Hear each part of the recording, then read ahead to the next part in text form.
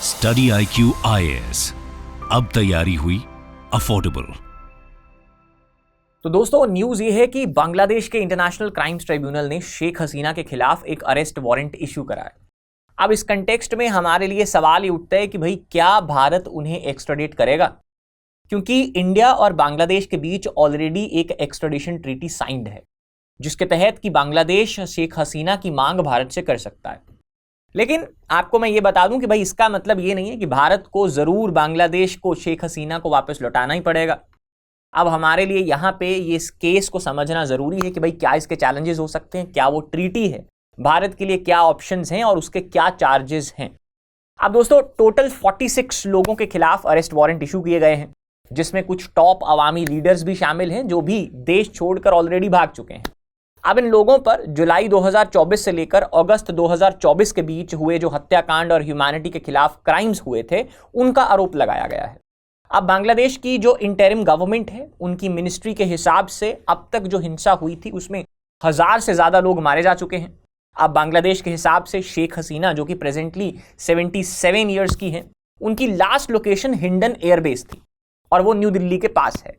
ये वही है जो आपको पता होगा कि भाई 5 अगस्त के आसपास हमारी जो मिनिस्ट्री ऑफ एक्सटर्नल अफेयर्स है उसको कॉल आता है और हिंडन एयरबेस के ऊपर एक फ्लाइट क्लियरेंस की मांग करी जाती है, जिसके बाद शेख हसीना भारत में लैंड हुई थी और उनको वेलकम करने के लिए हमारे यहाँ से ऑफिशियल्स भी गए थे। अब उनका प्लान तो था कि भाई वो भारत में कुछ समय तक ही रुकेंगी, लेकिन जब उन्हें दूसरे देशों ने असाइलम नहीं दिया तो तब से वो भारत में ही है। अब आगे हम जानते हैं कि क्या है ये भारत और बांग्लादेश के बीच हुई एक्स्ट्राडिशन ट्रीटी। दोस्तों 2013 में इंडिया और बांग्लादेश ने एक एक्स्ट्राडिशन ट्रीटी साइन करी और इसको हमने साल 2016 में अमेंड भी करा था। अब इस ट्रीटी का मकसद ये था कि भारत में जो भी व्यक्ति फ्यूजिटिव है या बांग्लादेश में फ्यूजिटिव है यानी कि भगौड़ा है, ये दोनों देश आपसी सहमति के चलते हुए दोनों को एक्सचेंज कर सके। अब ये जब ट्रीटी बनी थी तो बहुत सारे इंडियन फ्यूजिटिव्स जो थे वो क्या करते थे, नॉर्थ ईस्ट में क्राइम करके बांग्लादेश में भाग जाते थे। अब हमने बांग्लादेश के साथ उस कंटेक्स्ट में इस ट्रीटी को साइन करा था और मैं आपको यहां पे बता दूं कि बांग्लादेश ने बहुत से ऐसे फ्यूजिटिव्स जो नॉर्थ ईस्ट से क्राइम करके भागे थे हमें वापस 2015 के आसपास लौटाए भी हैं। तो चलिए जानते हैं कि अब क्या है इस ट्रीटी के रूल्स। अब इस ट्रीटी के मुताबिक दोनों देश अपने क्रिमिनल्स को एक्स्ट्राडिट कर सकते हैं, लेकिन सिर्फ उन ऑफेंसेस में जो इस ट्रीटी के तहत एक्स्ट्राडिबल ऑफेंसेस में शामिल हैं। अब ये वो ऑफेंसेस हैं, इसमें एक शर्त ये रखी गई है कि कोई भी ऑफेंस जिसमें आप एक्स्ट्राडिशन चाह रहे हो उसकी सजा कम से कम 1 साल से ज्यादा की होनी चाहिए। दूसरा, ये फाइनेंशियल क्राइम्स पे भी लागू होता है, लेकिन एक्स्ट्राडिशन के लिए जरूरी शर्त ये है कि भाई वो क्राइम डुअल क्रिमिनलिटी का जो क्लॉज है उसको फॉलो करता हो। अब ये डुअल क्रिमिनलिटी का क्लॉज क्या है, यानी कि ऐसा क्राइम जो दोनों देशों में पनिशेबल हो। लेकिन इस ट्रीटी की दोस्तों कुछ एक्सेप्शंस हैं, वो भी हमारे लिए जानना जरूरी है। तो एक्सेप्शंस में सबसे पहला जो एक्सेप्शन वो ये है कि अगर क्राइम पॉलिटिकल नेचर का हो तो वहां पे एक्स्ट्राडिशन मना की जा सकती है। लेकिन ये बात कुछ स्पेसिफिक क्राइम्स पर लागू नहीं होती कि अगर पॉलिटिकल नेचर के क्राइम में भी उनके ऊपर इल्जाम मर्डर का, किडनैपिंग का या टेररिज्म रिलेटेड ऑफेंसेस का हो तो यहां पे हमें एक्स्ट्राडिट करना पड़ेगा।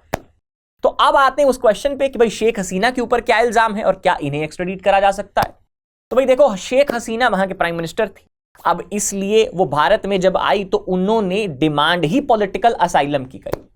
लेकिन आज के वक्त के ऊपर आईसीटी ने जो उनके ऊपर चार्जेस लगाए हैं उसमें मर्डर का चार्ज है, एनफोर्स्ड डिसअपीयरेंस का चार्ज है और टॉर्चर का चार्ज है। अब ये जो तीनों चार्जेस हैं वो इस ट्रीटी के मुताबिक पॉलिटिकल क्राइम्स माने जाते हैं। अब अगला बात करते हैं कि भाई अब भारत का रिस्पॉन्स क्या रहेगा और इसके कंटेक्स्ट में बांग्लादेश की स्ट्रैटेजी क्या हो सकती है।